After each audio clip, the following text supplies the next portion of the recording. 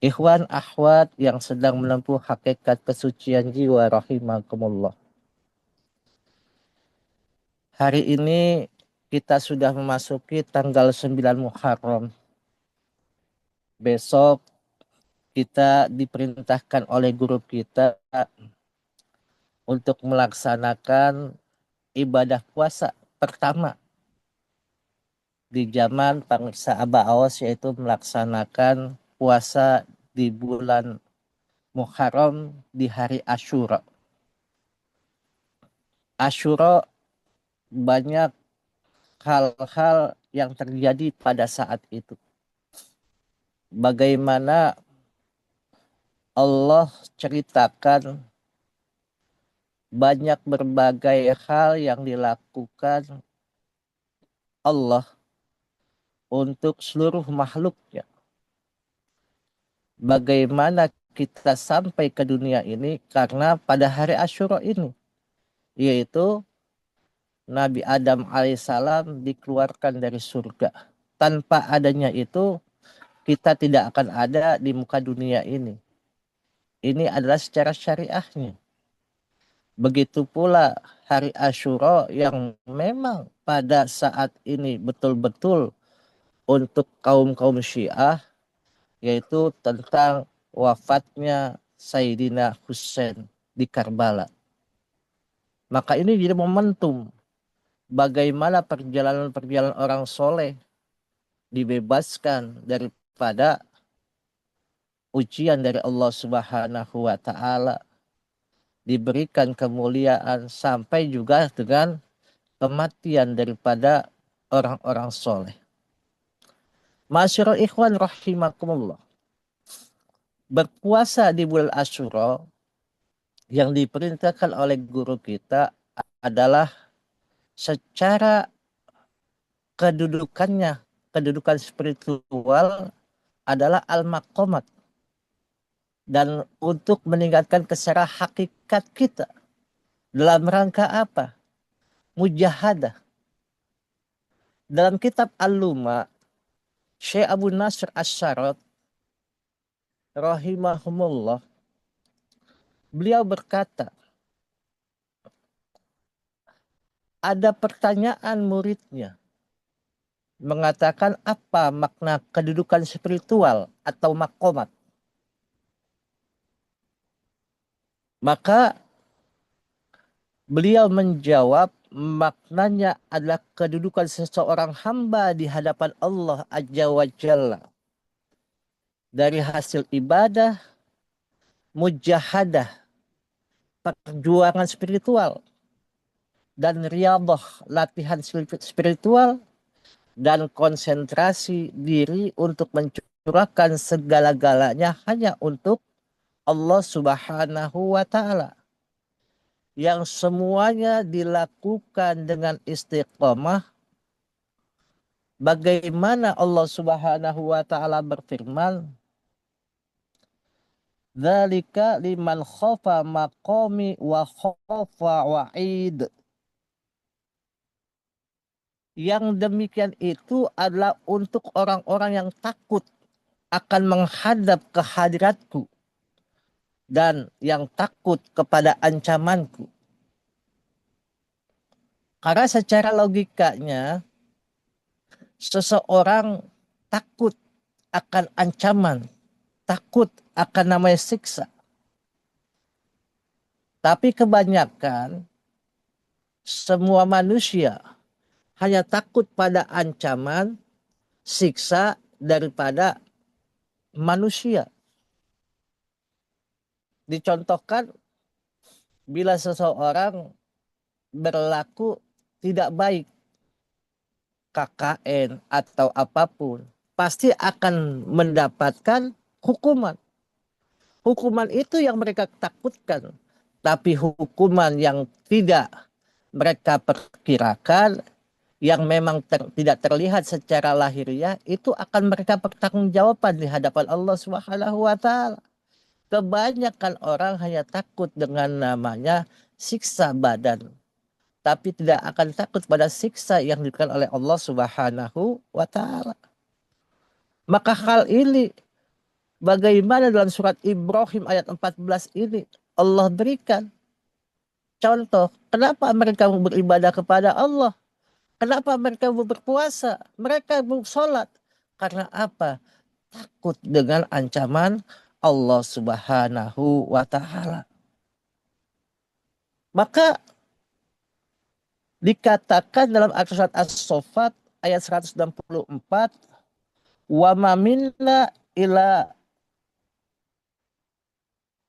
tidaklah seseorang pun di antara kami malaikat lahu maqamum ma'lumun, mempunyai kedudukan tertentu. Jadi tidak seorang pun di antara malaikat mempunyai kedudukan tertentu. Hanya yang kita ketahui adalah 10 malaikat-malaikat Allah yang Allah terangkan untuk kita. Padahal nama malaikat daripada Jibril sampai Israel sampai itu semua adalah mereka itu barisan-barisan Jibril yang banyak kalimat-kalimat malaikat-malaikat tersebut bukan nama daripada malaikat itu sendiri. Contoh Jibril sebetulnya namanya Abdul Jalil dan lain sebagainya.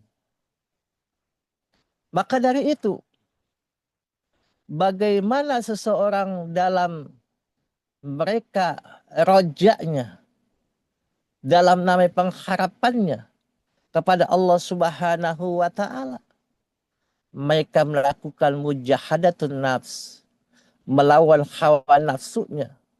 Untuk apa? Meraih kedudukan yang sempurna, yang paripurna di hadapan Allah Subhanahu wa Ta'ala. Bukan omon-omon saja, tapi bagaimana yang sudah kita lakukan sesuai dengan perintah Syekh Mursyid, kita mujahadah sekuat tenaga tanpa peduli perkataan orang lain, tanpa peduli bagaimana seseorang itu memandang kita dengan kelakuan-kelakuan yang mereka anggap nyeleneh, aneh. Maka di sini bagaimana ketiga semua ruh itu laksanakan pasukan tentara yang diposisikan pada posisi masing-masing. Karena apa? Seorang mujahid yang jihad di jalan Allah, mereka sudah siap. Diibaratkan bila musuh menyerang, mereka sudah punya strategi. Mereka sudah punya benteng. Maka guru kita menanamkan ta'lam qafiyah nun talqin agar apa? Menjadikan la ilaha illallah hisn wa ma dakhalal hisn aminan minal ajabi. La ilaha illallah bentengku, siapa yang masuk bentengku aman dari ajabku. Jadi seseorang yang mujahadah setiap waktunya, setiap namanya sholat-sholat fardunya, sholat-sholat sunnahnya dengan mendawamkan kalimat tauhid, kalimat la ilaha illallah, mereka menjadi prajurit-prajurit yang tangguh. Mereka masuk ke dalam benteng yang luar biasa kokohnya, tidak bisa diterobos. Karena apa? Amalia itu untuk menutupi godaan setan yang datang dari depan, dari belakang, dari kanan, dari kiri. Ibarat musuh menyerang dari depan, dari belakang, dari kanan dan kiri, maka ditutup dengan kalimat itu. Agar fungsinya manusia itu betul-betul mujahadah melawan segala apapun yang diberikan oleh Allah, baik berupa ujian di dunia, ujian rohaniah, maupun ujian namanya yang sifatnya membuat orang lupa kepada Allah. Maka Sayyidina Abu Bakar menjawab, kenapa ruh-ruh itu diposisikan pada posisi masing-masing? Bahwa ruh-ruh itu sesuai dengan tingkat kedudukannya, sesuai dengan makomnya masing-masing. Sedangkan kedudukan spiritual adalah bagaimana seseorang itu dengan tobatnya, dengan waraknya, dengan juhudnya, dengan fakirnya, sabar, redha, tawakal, dan seterusnya. Maka di sini dibutuhkan suatu perjuangan yang luar biasa.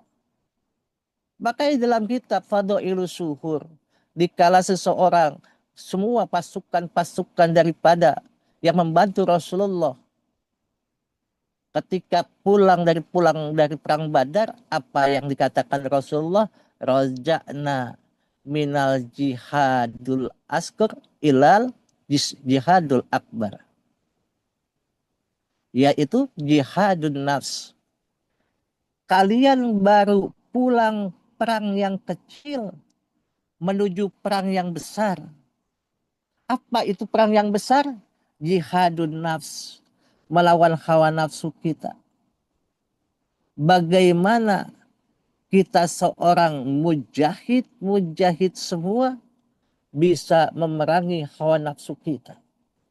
Kadang-kadang hawa nafsu itu liar. Maka dikatakan anafsu katifli. Nafsu itu seperti anak-anak.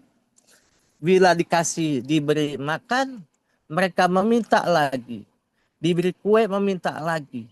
Maka disinilah keuntungan kita semua yang punya Syekhul Khair, yang tahu bagaimana memberikan nutrisi yang baik kepada ruh-ruh manusia, khususnya yang sudah dibimbingkan dengan proses talqin zikir, sehingga tahu kedudukan mereka, tahu fungsi mereka, tahu keinginan mereka. Sesungguhnya wa ma khalaqtul jinna wal insa illa liya'budun.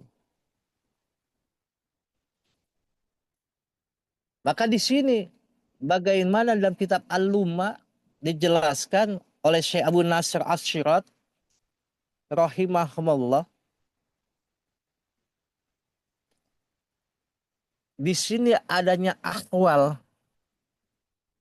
yaitu bagaimana sesuatu dari kejernihan zikir yang bertempat dalam kalbu atau hati berada dalam kejernihan zikir tersebut. Maka sering mubalik para wakil talqin mengatakan, bila kita mujahadah berzikir, jangan berpikir. Kalau berpikir, jangan lupa berzikir. Maknanya apa? Dimanapun kamu bersama dengan manusia, dikala sedang melaksanakan ibadah secara jasmaniah, kamu jangan melupakan Allah. Kamu harus ingat dimanapun Allah. Muraqabah, posisikan di situ. Bahwa Allah melihat kita, guru kita melihat kita. Jangan maaf. Ini sentilan walaupun kasar, tapi emang harus disampaikan. Jangan sampai dikala kita manakib berjalan, di madrasah berjalan, masih banyak ikhwan-ikhwan yang tidak mengindahkan maklumat-maklumat daripada guru kita. Padahal di situ majelis untuk menjaga makomat mereka. Makomat itu adalah kedudukan. Bukan kedudukan secara menjadi wali atau apapun, tapi bagaimana kedudukan kita dipandang oleh Allah Subhanahu wa Ta'ala. Menjadi orang-orang yang betul-betul berjuang dalam mengisi kehidupannya untuk senantiasa bersandar dengan keinginan Allah Subhanahu wa Ta'ala. Maka ini perlu diperhatikan oleh kita semua, khususnya diri saya sendiri. Bagaimana Allah memberikan kewenangannya kepada khalifahnya, yaitu Syekh Mursyid, untuk memberikan jalan penerangan dalam kalbunya, dalam kehidupannya, supaya mereka selaras dengan perjalanan kehidupan ini. Perlu diketahui, kenapa sekarang ini perjalanan hari demi hari itu cepat. Dan kita tidak tahu kita sudah memasuki Ramadan yang kelima. Baru kemarin kita melaksanakan ibadah Ramadan pertama, yaitu berpuasa. Dan sudah melaksanakan Idul Fitri. Ini sudah bulan kelima lagi. Karena apa? Poros bumi yang berjalan memutar itu, karena di Siberia itu sudah namanya cair, air es, air kutub. Maka di situ perputaran bumi makin cepat. Dulu per tahun itu hanya sekian, hanya namanya satu menit. Sekarang ini perputarannya itu 1 jam. Maka tidak terasa perjalanan itu cepat. Begitu pula kita dalam bermujahadah itu makin cepat. Karena serangan-serangan untuk jiwa kita, nurani kita makin besar. Makin banyak tantangan-tantangan kita yang bersifat lahiriah maupun sifat batiniah. Kalau dibahasakan sekarang ini, ibu-ibu nyuci sekarang pasti ngejemurnya malam. Karena apa? Dikala dia nyuci baju, dia lihat HP. Selesai nyuci baju, dia lihat HP. Lupa jemurannya untuk namanya dijemur. Saking namanya cepatnya perjalanan itu. Maka bila seseorang melihat bagaimana Allah tunjukkan pelayanan-pelayanannya dari manusia, dibukakan pintu keduniawiannya dengan namanya melihat segala penjuru dunia ini, maka mereka merasa kecil. Maka di sini perlunya bagaimana seorang Syekh Mursyid, guru agung kita, memberikan pelajaran kepada kita semua untuk apa? Untuk senantiasa istiqomah, untuk senantiasa konsisten dalam beribadah kepada Allah. Maka guru kita menyisipkan sedikit demi sedikit, yaitu pertama dengan puasanya, daripada puasa di hari Kamis pertama di bulan Sya'ban. Nanti pun akan berjalan. Menurut kami seperti yang pelajaran yang diberikan oleh bangsa Abah Anom. Yaitu nanti kita akan berpuasa dari Rajab, Sya'ban, sampai Ramadan kita pasti akan laksanakan. Setiap perjalanan itu tidak semua bisa langsung. Karena manusia sekarang itu kalau diberikan langsung secara instan, kalau mereka tidak sanggup akan menolak. Jangankan begitu, hal yang terkecil saja mereka belum mampu untuk melawan hawa nafsunya, yaitu kalau bahasanya mereka-mereka itu yang masih merokok. Yang masih merokok itu sebetulnya namanya ujian yang ringan, tapi berat menurut mereka. Karena apa? Mereka tidak melakukan, mengikuti egonya, dilarutkan kepada Syekh Mursyid, tapi mereka masih memperdulikan egonya masing-masing, masih punya keinginan masing-masing. Kalau mereka melarutkan egonya kepada egonya Syekh Mursyid, maka mereka berjalan dengan perjalanan yang sesuai dengan perintah Allah dan Rasulnya. Berkah semuanya, segalanya, selamanya. Terima kasih dan semoga Allah membahagiakan kita semua untuk dapat mengamalkan, mengamankan, melestarikan ajaran yang dibawa baginda Nabi, yaitu Thariqah Qadiriyah Naqsyabandiyah Mahat Surya Sinarasa secara istiqomah. Wallahul muwafiq ila aqwamit thoriq. Assalamualaikum warahmatullahi wabarakatuh. Waalaikumsalam warahmatullahi